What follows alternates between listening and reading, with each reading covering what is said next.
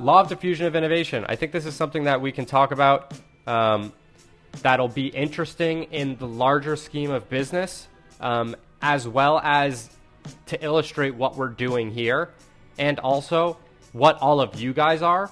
So all of you guys are called innovators, and it depends on what every single thing on Earth has a different curve, right? But it all follows the law of diffusion of innovation.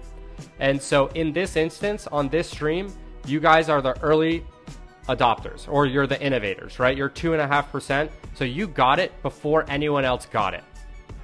And so this is how things grow. And this is, I learned this back when I was building my startup.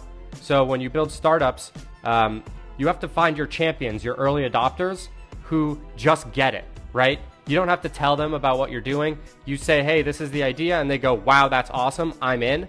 And they're supporting, right? And the key number to get to is between 13 and 18% market penetration, right? So 13 and 18% market penetration is when the downhill starts happening. So we talked about the avalanche where you have to push it up the hill, right? It starts with one person. It starts with me pushing this up the hill. And then we get a bunch of early adopters or innovators, right? The innovators start pushing it up the hill. They start talking about it on Twitter.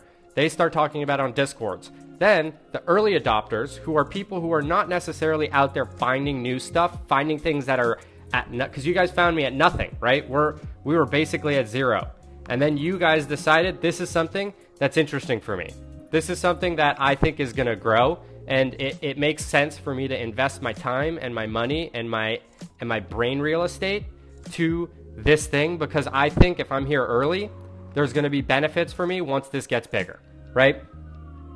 And so the early adopters are people who come after us, right? So this is the innovators phase. Then you have the early adopters who start to catch on, right? It starts to get a little bit of activity, a little bit of traction, and they go, hey, I see something interesting happening there. The community has been talking about this enough. I've seen it pop up on my feed a bunch of times. Why is that happening? Why do I keep seeing this this show up, right? There must be something happening here because people don't talk about things that they don't think are interesting, right? So then you have the early adopters. So, and let's actually just read what they say is the actual definition. So innovators are the people who want to be the first to try something. And that's really important because the people who, like, there are people who get value out of being the first, right? So, and the easiest way to know about this is in the music industry. I'm sure all of you have a friend who loves to be the guy that always knows the new best songs. So if I said, yo, I need you to tell me where, like, what the next hot song is, you probably have a friend that is like, yo, check out this new artist, Lil Peep. Check out this guy, XXX. Check out this guy. So, right, there you go. Isaac, that's you. You're on the blogs. You're checking out new stuff. You're listening to music that sucks because you know that maybe you're going to find that hot song. And when you do, you can send that to your friends. And then your friends are giving you credit. You're the one that found it. So when they're bumping this car in their song, this song in their car, they're like, yo, Isaac sent me that. He's hot. He always knows what's cool, right? And so you're the one doing the work. And it's actually funny. I like to talk about it in terms of Reddit. So, like, if you look at Reddit, now this thing has been posted and it's got a bunch of upvotes. He's the DJ, give him the aux. Yep, 100%. He's got the aux. Let's see. All right, so we're going to go to Hacker News because it's the same thing as Reddit, basically, but for tech startups. A lot of people just read this page, right? This is the top. This has 136 votes, 285 votes, 57 votes. This is the top thing on the website. There are also people who are on the news section, and these are things that have no votes. These are things that have no votes, and these are where the innovators are, right? The innovators are the people that are putting the first couple votes on this and making it start to get the avalanche going, right? And then there's people that will only vote on something if it's already on the first page, right? There are people that will never go to the new page. They don't want to look at stuff that's maybe not good. But there are a lot of people, and these are the innovators, that have already gone through. They went through all top 30, right? And then they went through the second page. They know what's on the top 60. And they're like, what else is here? I want to see some new stuff. I want to be the one that finds out about a good article. So they're going to go through all of these. And they're going to go and click and see what's good. So that is the innovators. Is they want to be first. And they find value in being first. There are people who don't find value in being first. They're just like, send it to me if it's good, right? And we'll get onto what those people are.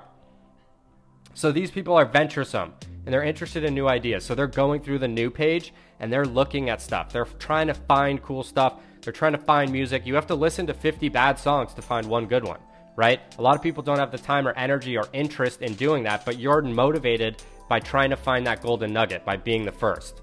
And so that's, they're willing to take risks and are often the first to develop new ideas. Very little, if anything, needs to be done to appeal to this population. So that you guys are not worried about something being popular. You're making your own decisions, right? So if you hear a song and it has 10 views, but you love the song, you're not automatically out. But there are people that will not listen to a song unless it has 1 million plays. Because if it doesn't have 1 million plays, to them, it means it's not a good song. No one listened to it. But there's also the people that are innovators who will listen to something, and if it's good, it's good. They don't care how many people have seen it. And what's social proof, right? The number that the views, the likes, that's social proof. And a lot of people who are the early majority and the late majority will only listen to something if it's been verified by the audience. So if it doesn't have 250,000 views, it's bad. They didn't even listen to the song. They did not press play yet. It sucks. So that's how, and you can be a different thing in different times, right? So like you might be an innovator in music and in crypto because you guys are here, but you might not. You might have another friend who's a late majority in terms of music, but he's an innovator in terms of food. He's a foodie. So a new restaurant opens up, before there's any reviews, he goes there. He wants to be the one that starts the thing and says, oh, this is an incredible restaurant. The vibe is great. The people are awesome. Or he wants to be like, this place sucks, right? Don't go there. You don't need to go to that new hot restaurant and wait in line. Don't get a reservation. I went there. It sucks. They want to be the person that's telling all their friends that. So everyone has what their identity is, right? And some people are food. Some people are activities. Some people, and within each niche, you have people that fall into different parts of this graph, right? So in terms of crypto, I know you guys are innovators because you're in here, right? The early adopters are people who are opinion leaders, right? So they're not the ones that are going and finding this new stuff, but they're still pretty early, right? So like if you have a big audience on crypto Twitter, for example, the people on crypto Twitter that do threads on stuff, they didn't go find that themselves. There were a bunch of innovators that told them, and so they're tuned in. They know what's going on. They know the right people to listen to. And they will basically, like this is maybe the phase where we're moving out of the innovators phase and into the early adopters phase, right? So now we need people who are big because we have a good enough base. We have a good enough base of people to have activity here, right? There's people that are talking in the chat. We have people in the Discord that are chatting. Now we need more, and we have so people don't believe their own decision making. That's why they follow the mainstream 100%. And so the early adopters are opinion leaders. They enjoy leadership roles and embrace change and opportunities. So these people are ready to go. If there's something new, they'll jump on the bandwagon, right? But there has to be a bandwagon. They're not starting from zero.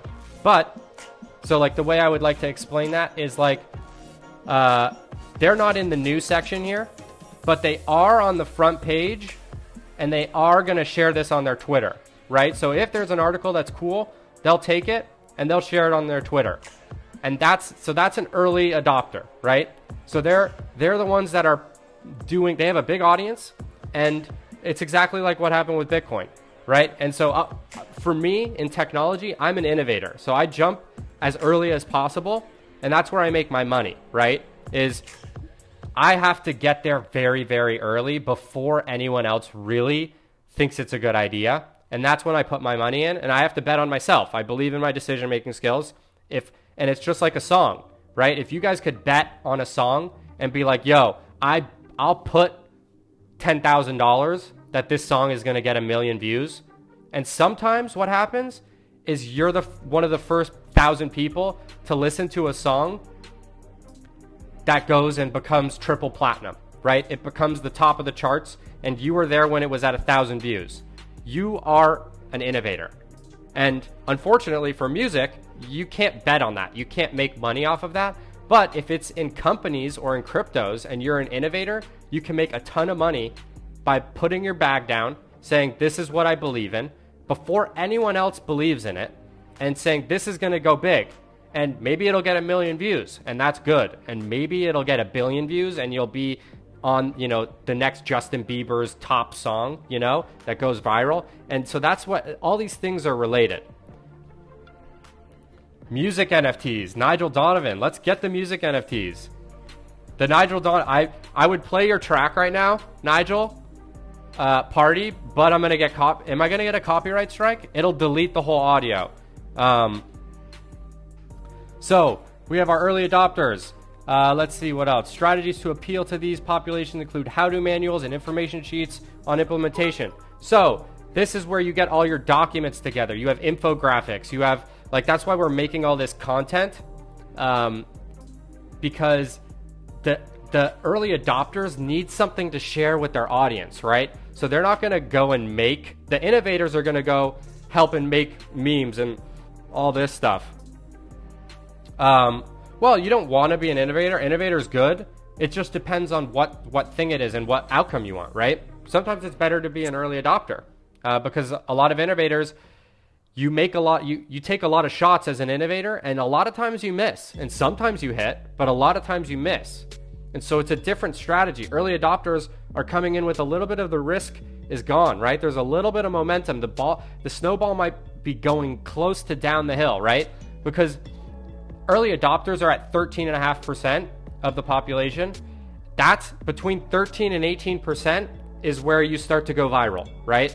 13 to 18% market penetration is where you start to go viral. So I would say, in terms of, if we're going to pick our niche, if we're picking Solana NFTs, I think we're at about we're definitely in the 2.5%, right? We're not, 13% of all people in Solana do not know about the Julian Sorokin stream or the giveaway card.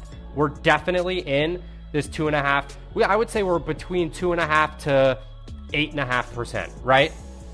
So we're still in the innovators category. Once we get into this 13.5% and all of the, everyone knows about us, right? So if you could go to any project and they would be like, oh yeah, Julian, he streams on Twitch, right? Once we're at that point, that's when you really start to grow, right? Because then they're coming to us and they're saying, hey, I want to give you whitelists. Like Soul Sniper. Soul Sniper, I would guess everyone in this chat knows Soul Sniper or Jersey. And they're here. They're in the 13.5%. This is when the ball goes on itself. I don't have to promote it anymore.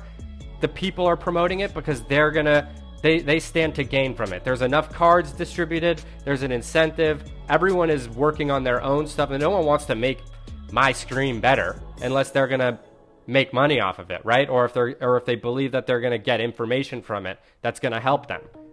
So everyone is obviously working on their own incentives. If I was doing bad content and there was no way to make financial progress from it, then you wouldn't really be here. There wouldn't be a point. So you got to be either entertaining or informative or financially incentive. And one of these heaters that I have, just in terms of companies, is from Dave McClure, who did 500 startups, and this is how he invested in companies. He said every famous company does one of three things. It gets you made, paid, or laid. So made is it makes you famous, right? Instagram, Snapchat, TikTok. Those are all big. Paid. So like YouTube gets you paid. TikTok also gets you paid. So that one does two of them. YouTube also makes you made. So there's also things like freelancer or LinkedIn gets you paid. And then laid is like Tinder. Yeah, let me link this.